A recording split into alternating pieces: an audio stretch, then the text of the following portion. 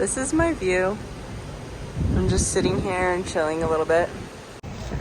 I wanted to talk today about the difference between Hasidic Judaism, ultra-Orthodox Judaism, which is also referred to as like Haredi Judaism sometimes, referred to as different things, and then just regular Orthodox Judaism.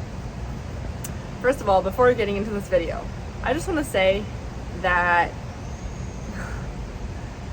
this place is awesome. Like, I'm like really enjoying myself, and I think a lot of people, including myself, before I decided to like come here, a lot of people have like preconceived notions about living in a hostel. I guess the toughest part about it maybe is that there's just like a lot of people, like you're just seeing a lot of people coming in and out. There's a lot of shared areas, like a lot of common areas, but there's also like a lot of people hanging out in those areas, depending on like the time of the year, the time of the day. So I get it, but like honestly, this life is awesome. It's fun, it's beautiful. You meet like all kinds of people. You don't have to. You can have your own room. You know, you can have your own room in a hostel, depending on the type of hostel. You know, like we're staying in like a nice hostel, so it's not as bad as you might think, and it's not really that unsafe. I mean, there's like a ton of security everywhere. There's police. There's a lot of Westerners. Like everyone speaks English, you know, or French or Spanish. Like I don't know. It's not terrible. So anyway, I just wanted to put that out there because, like, you know, when I talk to people, sometimes the reaction to where I am is like, oh my gosh, are you okay? Are you safe? Do you have like a bed to sleep in at night? And the answer is like, yeah, I'm way more comfortable than I was in Dallas, you know, in my own condo and all that, and for various other reasons too. But anyway, I will get into this video now. Sometimes when I post Afederach videos about leaving Orthodox Judaism, the kind of reactions I'll get, like to the same exact video from people in the community, like from people that were in the Orthodox community, will be like totally different. Like the same exact video, I might get the reaction from someone who's ultra-Orthodox, who's Hasidic. I might get the reaction, oh my gosh, it's way more strict than what you're describing it as. And then the same video might get a reaction from a more modern Orthodox Jewish person who will say, you don't know what you're talking about. Orthodox Judaism is way more lenient than you're portraying it as. So the same video will have two different reactions from people within the Orthodox Jewish community. Someone who came from a more stringent background will say that I'm not describing it as stringent enough. Someone who came from a less stringent background will say that I'm describing it as too stringent. So I realized that I'm speaking to so many different audiences, and I wanted to maybe, and I probably won't even be able to do that in this video because within Orthodox Judaism, there's so many different sects and so many different types. My gray hair is bothering me. So many different like sects and different types and like flavors within Orthodox Judaism, and that's not even including like other types of Judaism. That's just including Orthodox Judaism. People that keep Shabbat, kosher, purity laws, like people that wear a kippah, whatever, you know. So there's just so many different types, and so I just want to break it down into like 3 types, you know. But there's so much more. There's so much more beyond what I'm saying. And I don't want to leave anybody out. But I'm just going to break it down into like 3, I would just put everybody into like 3 main camps that are within each other. So there's Orthodox Judaism, mainstream Orthodox Judaism, the, you know, Rabbinical Council of California, all-encompassing Orthodox Judaism in California. The OU, Orthodox Union, you know, encompassing Orthodox Judaism in the United States. You know, every state, city, you know, like not necessarily every city, but like every state, every country is going to have their own Orthodox union or Orthodox, like, whatever, association, group of rabbis that deals with Orthodox Judaism in that area.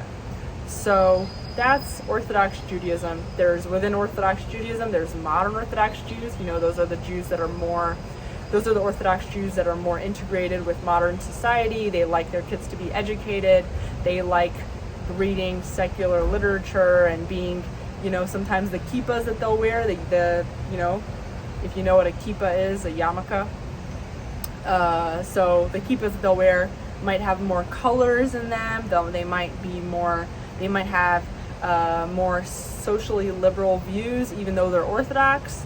They might, how they say that, they say, I think it's 95% of the Orthodox Jewish community is gonna be politically right-wing. So that 5% that's gonna be left-wing or socially liberal is usually the modern Orthodox Jews. So from the Orthodox Jewish world, the modern Orthodox are gonna be the most progressive socially. So they're still Orthodox. Okay? So then there's those people. Then, and within Orthodox Judaism, you have just the regular, yeshivish, yeshivish, litvish, I don't know what you want to call people that grew up going to Beis Yaakov that are ultra-Orthodox. You could describe people that went to Beis Yaakov as ultra-Orthodox. Ultra-Orthodox is just referring to Haredi. Haredi is anyone that is Orthodox, and maybe you can say a step further, and I know there's a bunch of people are going to say I'm saying this wrong, but this is just the way I see it. So Orthodox, but they're a little more sheltered, and I guess all of Orthodox Judaism is supposed to be sheltered, but ultra-Orthodox, mainstream ultra-Orthodox, what would qualify you as that? You're more sheltered, you wear modest clothing if you're a woman, your neck's covered, your arms are covered up until your wrists maybe, or at least until your elbows, right? I'm not showing it. Your collarbones are covered. As a woman, your knees are covered. As a man, you're gonna wear black kippahs, a black yarmulke. Sometimes the men wear black hats. They're going to be studying Talmud, they're going to be studying Torah every day. There's going to be more stringencies, men and women aren't going to touch physically. They're not really going to communicate really outside of, unless it's your brother or sister, I don't know. I feel like I'm saying it wrong, but ultra-Orthodox Judaism, usually the schools are going to have uniforms. The men are all going to dress similar. They're going to wear white blouses and black pants. They're going to have sideburns, maybe a little more pronounced than the modern Orthodox. Sometimes the men might have long, beards, or maybe show it more. I mean, not always. Let's see, what else do ultra-Orthodox? So that's ultra-Orthodox, but Hasidic Jews are also ultra-Orthodox. So but not all ultra-Orthodox Jews are Hasidic. So I guess if I could put them all within a Venn diagram, or within a circle, there's going to be Orthodox Jews. All Hasidic Jews are ultra-Orthodox. All ultra-Orthodox Jews are Orthodox. All Orthodox Jews are Jews. Not all Jews are Orthodox Jews. Not all Orthodox Jews are ultra-Orthodox. Not all ultra-Orthodox Jews are Hasidic Jews. And then within Hasidic Jews, there's all kinds of sects. Probably the most stringent sects that is mainstream, the most stringent mainstream sect would probably be Satmar. Satmar is a huge sect of Hasidic Jewry, and I know some of you that are watching are Satmar, but there is also more stringent sects, I don't know, you could say Lev Tahor or whatever, but those are little ones. but the biggest one, most stringent sect from Hasidic Judaism is Satmar. So the difference between Hasidic Jews and ultra-Orthodox Jews, the biggest difference between Hasidic Jews and ultra-Orthodox Jews is, I would say, Hasidic Jews tend to have a lot more rules, customs. They have a more centralized system. There's always going to be a rabbinic leader that is like always. It's more centralized, a little more centralized than mainstream ultra-Orthodox Judaism. The men are going to be dressed a little more similarly even.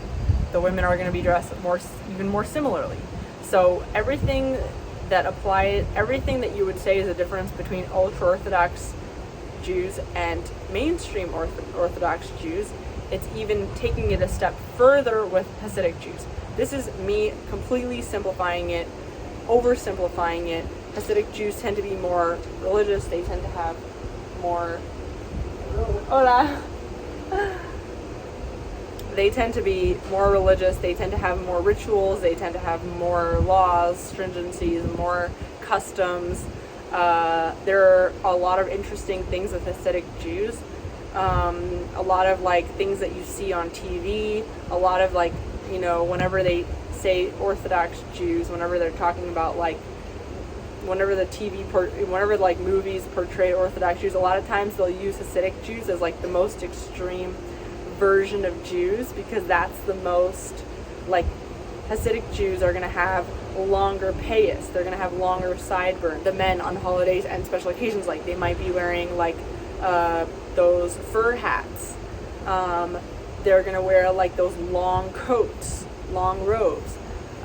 So that's different than mainstream ultra-Orthodox Jews. Even though they're also considered ultra-Orthodox Jews, they just have more customs, more stuff, more identifiable features as Hasidic Jews than just mainstream ultra-Orthodox Jews. But generally speaking, and they're also going to have more dietary laws, like more stringencies. They're, you might keep some of those stringencies as a mainstream ultra-Orthodox Jew, but Hasidic Jews are always going to take things a step further. So that's like the oversimplified, what's the difference between Hasidic Jews, ultra-Orthodox Jews, and Orthodox Jews. They're not like inherently separate, but there are some things that like will make it so that like there's two Orthodox Jews and they both had like a totally different experience. One is going to have a way more stringent experience than the other one, just based off of like these different communities that they might have grown up in. Overall, like if you're an Orthodox Jew and you're in a town and you're looking for an Orthodox synagogue, you're not going to like say, oh, I'm not going to go to that synagogue because it's like Hasidic or because it's a different sect. You're going to go because overall, like the broader concept, like the broader customs, Shabbat, kosher, whatever, like the broader things are going to be the same. But like if you're in a city where there's a lot of options to choose from, you're in New York, you're in Israel, you're in like another city where there's like a lot of Jews, you might want to like focus more on that level of stringency that is the same as yours, in terms of like a synagogue or community that you want to be part of. Anyway, I hope I was like helpful in that way. And I want to be as inclusive as possible for everybody, but I never want to like misrepresent any part of the community. Like what I grew up in is kind of weird because like I grew up in like the mainstream ultra-Orthodox, but then also my family is like an immigrant family. They're Sephardic from Iran. So like we were also part of like the Persian community, which tends to be way less stringent and in many cases secular. So we were also part of just like the regular Orthodox, but also kind of secular Persian Jewish community compared to like the broader Jewish community. It's a small subset. So we were kind of integrated with like all different kinds of Persian Jews. So that meant that in addition to being part of like the mainstream ultra-Orthodox community, we also got to like have more lenient friends around us at all different times, just because of like our you know, we were at like a crossroads between the two different communities.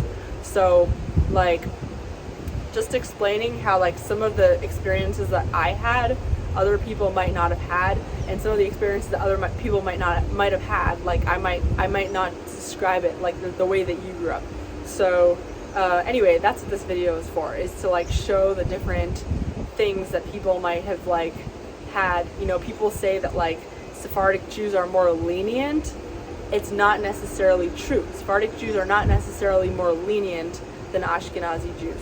The only reason why it might seem that way is because a lot of Sephardic communities are in exile. They're not in their home countries that they're from, and they're being integrated with other Jews of all different levels, because in the new country that they're in, they're being forced to mix because there isn't a lot of them. There isn't a lot of the people of their background at their level. So they're being forced to mix in with people at all different levels in their new cities or countries that they're in. But it doesn't necessarily mean that they're more lenient. It just means that they have to be more all-inclusive, and because that's how their synagogues are.